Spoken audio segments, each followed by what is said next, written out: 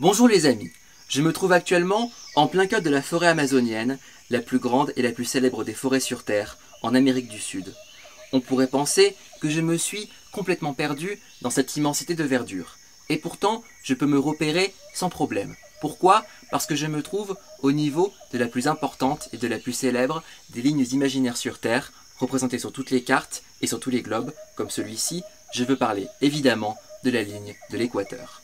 Surtout, cette ligne imaginaire, mais fondamentale en géographie, a donné son nom à un pays qui est le cadre de ce 52e épisode des Drapeaux du Monde. J'ai nommé l'Équateur.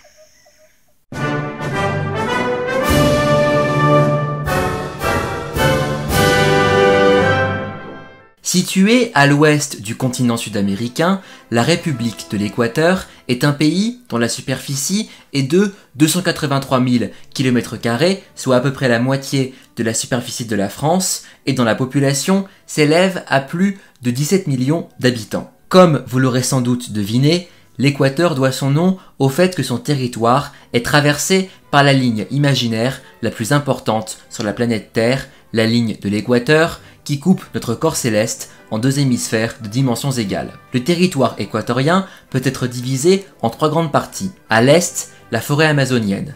Au centre, la cordillère des Andes, avec le plus haut sommet du pays, le volcan Chimborazo, qui s'élève à 6263 mètres d'altitude. Et à l'ouest, des plaines tropicales où l'agriculture, notamment l'exploitation de la banane, prospère. Bordant l'océan Pacifique à l'ouest, l'Équateur partage ses frontières terrestres avec deux voisins beaucoup plus vastes, la Colombie au nord et le Pérou à l'est et au sud. Mais l'Équateur inclut aussi un archipel de 21 îles situé à 900 km à l'ouest des côtes continentales en plein océan Pacifique. Il s'agit de l'archipel des Galapagos. La capitale de l'Équateur, Quito, située au cœur de la cordillère des Andes, à 2850 mètres d'altitude, est la deuxième plus haute capitale au monde, derrière La Paz, en Bolivie, et surtout la plus proche de la ligne de l'Équateur, puisqu'elle ne se trouve qu'à 1 km au sud de la ligne qui a donné son nom au pays. Peuplé depuis environ 15 000 ans, le territoire de ce qui est aujourd'hui l'Équateur voit se développer des civilisations amérindiennes qui, en fonction du relief et du milieu climatique, se distinguent par leur mode de vie, qu'ils soient sédentaires ou semi-nomades, agriculteurs, pêcheurs ou chasseurs-cueilleurs. Au fil des siècles, de véritables confédérations tribales amérindiennes, avec des habitants partageant une langue et une culture commune, se sont formées. On peut citer, parmi les plus importantes, les Cañari, les Quitus et les cultures Machalilia et Valdivia. Durant la seconde moitié du XVe siècle, le territoire équatorien est progressivement conquis par l'Empire Inca, mais la cohabitation s'avère difficile avec les différentes populations soumises, et les tribus qui résistent le plus aux Incas sont déportées et remplacées par des colons venus du reste de l'Empire. En 1532, les conquistadors espagnols, menés par Francisco Pizarro, s'emparent d'un empire Inca en pleine guerre civile. D'abord intégré dans la vice-royauté du Pérou, en 1542, le territoire du futur État équatorien est intégré dans la vice-royauté de Nouvelle-Grenade en 1717. Cette même vice-royauté proclame son indépendance en 1819 et prend le nom de Grande Colombie. Ce pays incluait les actuelles Colombie, Venezuela et Équateur, dont le territoire sera entièrement libéré de la présence espagnole en 1822. Toutefois, en 1830, l'Équateur fait sécession de la Grande Colombie et devient ainsi un État indépendant.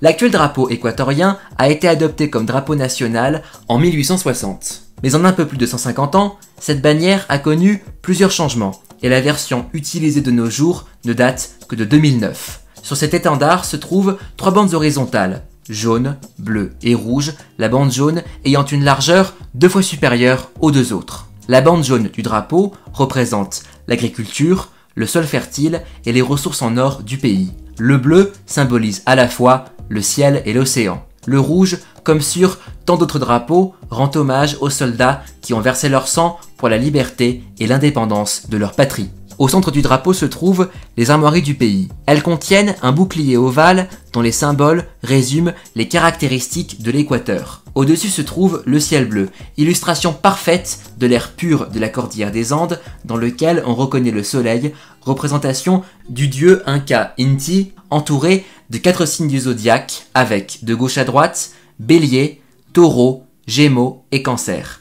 Si ces 4 signes ont été choisis pour figurer sur les armoiries, c'est parce qu'ils correspondent au moment où s'est déroulée une révolution en 1845, soit de mars au début du Bélier à juillet à la fin du Cancer. En dessous se trouve le sommet enneigé du volcan Chimborazo, au pied duquel se forme le fleuve Guayas, incarnation de la fraternité du peuple équatorien et qui se jette dans l'océan Pacifique. À l'embouchure de ce fleuve se trouve un bateau à vapeur qui s'appelle également Guayas et qui arbore le drapeau national équatorien. Construit dans la ville portuaire de Guayaquil, mis en service en 1841 et symbolisant le commerce et la navigation, il s'agit du premier bateau à vapeur non seulement de l'Équateur, mais aussi de toute l'Amérique du Sud. Le bouclier est surmonté d'un condor des Andes qui symbolise la force, la grandeur et le pouvoir de l'Équateur, un pays toujours prêt à se défendre contre toute agression extérieure. Le bouclier est aussi flanqué de 4 drapeaux représentés par paires. À gauche du bouclier, le laurier met en avant les succès de la République équatorienne, tandis qu'à droite, la feuille de palmier symbolise les martyrs de la lutte pour l'indépendance. Enfin, en dessous du bouclier, se trouve un faisceau de licteurs, symbole républicain par excellence remontant à la Rome antique. Comme on peut le voir, le drapeau équatorien est très similaire à ceux de la Colombie et du Venezuela. Les dimensions des bandes des drapeaux colombiens et équatoriens étant même identiques. C'est notamment pour se différencier de son grand voisin que l'Équateur a rajouté ses armoiries au centre de son étendard. Ces 3 couleurs ont d'abord été utilisées par le général vénézuélien Francisco de Miranda, un des grands leaders indépendantistes sud-américains.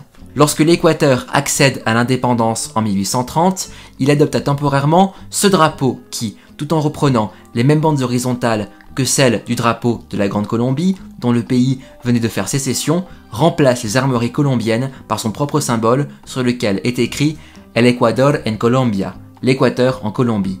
Ces armoiries seront supprimées en 1835 pour ne laisser place qu'aux 3 bandes horizontales. Il s'agit du tout premier drapeau officiellement arboré par l'Équateur. Avec la révolution de 1845, changement de drapeau, avec l'adoption de 2 bannières successives, toutes 2 composées de 3 bandes verticales, blanche, bleu ciel et blanche. Les concepteurs de ces drapeaux se sont directement inspirés de la bannière de la province de Guayas, dont la capitale est Guayaquil, la 2e ville d'Équateur. En 1860, le pays revient aux 3 couleurs de Miranda, la différence ici étant la largeur de la bande jaune 2 fois supérieure aux 2 autres. Pour se différencier du voisin colombien, les armoiries nationales, également créées en 1860, ont été rajoutées sur le drapeau en 1900. Enfin, en novembre 2009, les dimensions du drapeau équatorien ont été modifiées et c'est depuis cette date que l'étendard de l'Équateur existe sous la forme que nous lui connaissons aujourd'hui. Lors de journées spéciales comme la fête nationale ou lors de la remise des diplômes de fin d'année, les étudiants de l'armée équatorienne doivent réciter un texte appelé Juramento a la Bandera, dans lequel ils prêtent allégeance au drapeau national. Par ailleurs, un hymne au drapeau est joué après la lecture du texte d'allégeance au drapeau, mais aussi lors des cérémonies au cours desquelles l'étendard équatorien est hissé ou retiré. Comme pour d'autres pays d'Amérique du Sud, l'Équateur possède un drapeau d'État et un drapeau civil. Or, contrairement à beaucoup d'États de la région, l'utilisation de la bannière d'État équatorienne ne se limite pas aux bâtiments officiels, elle est aussi très largement arborée par la population civile. Une raison évidente de cette situation est le fait que le drapeau civil de l'Équateur est identique à celui de la Colombie. Les seules institutions officielles qui n'utilisent pas le drapeau d'État sont la marine marchande et les bâtiments municipaux. Cela explique pourquoi la marine marchande colombienne utilise cet étendard pour ses navires. Quant aux mairies équatoriennes, elles arborent ce drapeau, sur lequel les armoiries nationales sont remplacées par 24 étoiles blanches à 5 branches qui représentent chacune les 24 provinces qui composent la République de l'Équateur. Comparé aux autres nations de la région, l'Équateur reste un pays mal connu, bien qu'il présente de nombreuses caractéristiques communes aux États latino-américains. Population métissée et majoritairement urbaine, fortes inégalités sociales, menaces de catastrophes naturelles avec les tremblements de terre et les éruptions volcaniques. Mais l'Équateur, c'est aussi un pays d'une incroyable diversité. D'abord sur le plan ethnique et culturel, avec des populations d'origine amérindienne, européenne, africaine et surtout des métisses, c'est-à-dire ayant plusieurs origines à la fois. Outre l'héritage hispanique, La culture, la musique, les langues, les coutumes, les traditions amérindiennes continuent d'imprégner largement la société équatorienne. Sur le plan environnemental, l'Équateur est un des 17 pays appartenant à la catégorie des pays dits mégadivers, des États qui abritent la majorité de la biodiversité sur Terre. L'archipel des Galapagos notamment abrite de nombreuses espèces endémiques, que ce soit des tortues géantes, des iguanes, des pingouins ou des lions de mer. On l'a compris, l'Équateur est l'exemple type du pays trop souvent ignoré et qui mérite pourtant d'être mis davantage sur le devant de la scène. Ah, ça y est les amis. Après avoir quitté la forêt amazonienne, traversé la cordillère des Andes et rejoint la côte pacifique, je suis enfin arrivé dans l'archipel des Galapagos, un archipel mythique du fait de ses paysages uniques, de ses espèces endémiques et de ses plages magnifiques. En attendant, merci d'avoir regardé cette vidéo, j'espère qu'elle vous aura plu. N'oubliez pas de l'aimer et de la partager, ainsi que toutes les autres. N'oubliez pas non plus de vous abonner dès maintenant à ma chaîne YouTube et retrouvez-moi également sur Facebook et sur Instagram. J'ai beau être en vacances aux Galapagos, je n'en oublie pas pour autant que l'aventure des drapeaux du monde continue, puisque pour le 53e épisode, nous irons loin de l'Amérique du Sud, nous irons dans la corne de l'Afrique à la découverte du drapeau de l'Érythrée. En attendant, prenez bien soin de vous, à bientôt les amis, salut!